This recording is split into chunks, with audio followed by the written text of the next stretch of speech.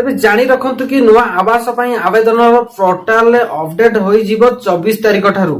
24 तारिख ठारू आपण माने ऑनलाइन रे करि परिबे आवेदन एवं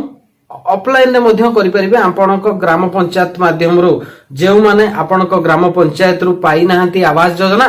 तो सेमानक पई एहा एक डबल धमाका आ जानी रखंतु कि वीडियो को शेयर करंतु एमिति कि कोन अनुकोण सब जगह रु जानिबा उचित कि 24 तारिख ठार पुणी थे आवेदन प्रोसेस आरंभ हेबो आवेदन प्रोसेस आरंभ हेबे जेउ माने कि जेउ मानको न मिली परिछि घर पीएम आवास योजना रो